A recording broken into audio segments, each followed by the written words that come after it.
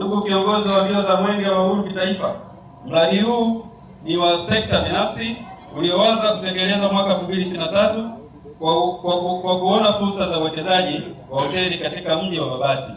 Ndugu kiongozi wa mbio za Mwenge wa Uhuru kitaifa, mradi huu unatarajia kugharimu kiasi cha shilingi bilioni 4 milioni 450 hadi kukamilika.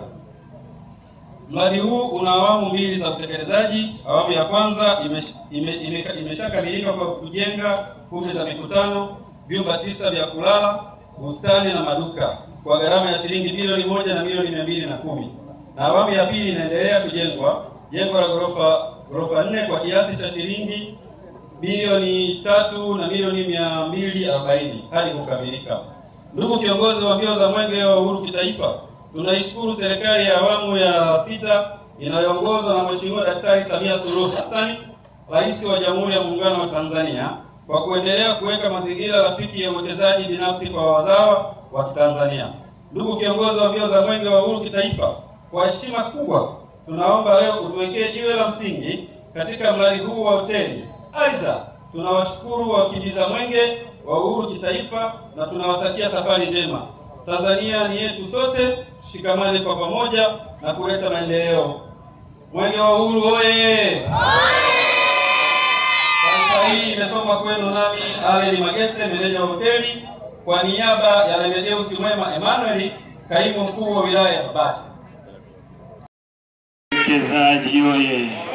Sekta binafsi oye! Mheshimiwa kaimu mkuu wa wilaya ya Babati, ndugu viongozi ambao tuko hapa, ambao nimekwisha kuwatambua, lakini kipekee sana natambua uwepo wa mwakilishi wa miliki wa eneo hili, Mr.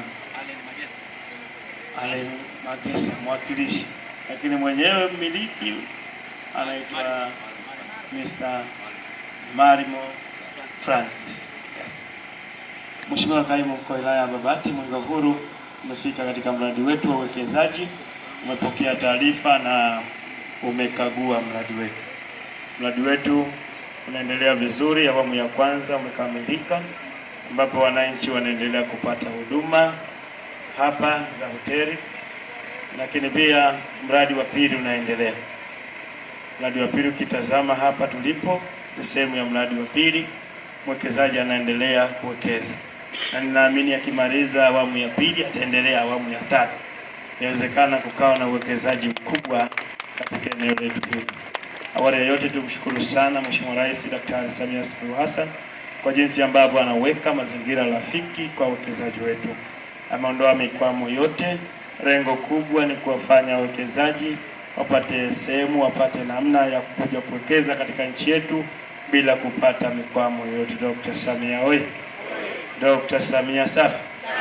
Mheshimiwa Rais Daktari Samia Suluhu Hassan, Rais wa Jamhuri ya Muungano wa Tanzania, ana ndoto ya kuiona Tanzania ya 2050 ikiwa imekuwa kiuchumi, ikiwa zaidi ya hapa ambapo ipo sasa hivi. Ndio maana ameelekeza kuweka mazingira rafiki kwa uwekezaji. Lengo kubwa ni kupata pato la taifa kutoka sekta binafsi. Hivi tunavyoona hapa uwekezaji mkubwa, serikali inapata fedha nyingi sana. Mtu mmoja akilala katika chumba pale kwa siku analipa 1,500,000. Katika hiyo 1,500,000 kuna pasenti ambayo serikali inapata fedha. Kwa kila siku katika eneo hili serikali inakusanya fedha nyingi sana. Dr. Samia oye! Dr. Samia safi. Kwa tunawashukuru sana wawekezaji ambao mmekuja hapa kuja kuwekeza, na tunaomba wawekezaji wengine wasogee hapa Babati, lakini katika maeneo mengine ya taifa letu. Lengo kubwa ni kukuza uchumi wa taifa letu. Taifa letu linategemea sana sekta binafsi katika kukuza uchumi wake, na ndiyo maana inategemewa Tanzania ya 2050, lakini inategemea sana sekta binafsi.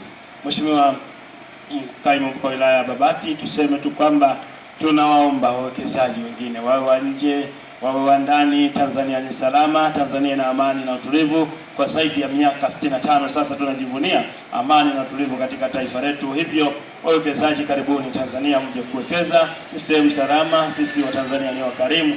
Kwa hiyo karibuni, na mazingira Mheshimiwa Rais ameshaweka mazingira rafiki. Karibuni mje mwekeze Tanzania, na mwekezaji ambaye yuko hapa endelea kuwekeza hata maeneo mengine. Lengo kubwa ni kufanya wewe ufaidike, lakini taifa letu pia liweze kufaidika.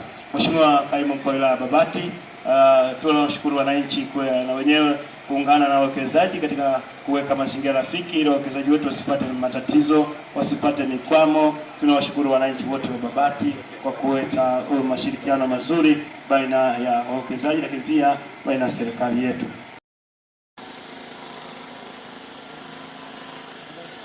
Jiwe la msingi wa hoteli ya IRN limewekwa na ndugu Wazo Michael Mwang'onda, kiongozi wa mbio za Mwenge wa Uhuru kitaifa, tarehe 15 mwezi wa 7 2026. Mwenge wa Uhuru hoye!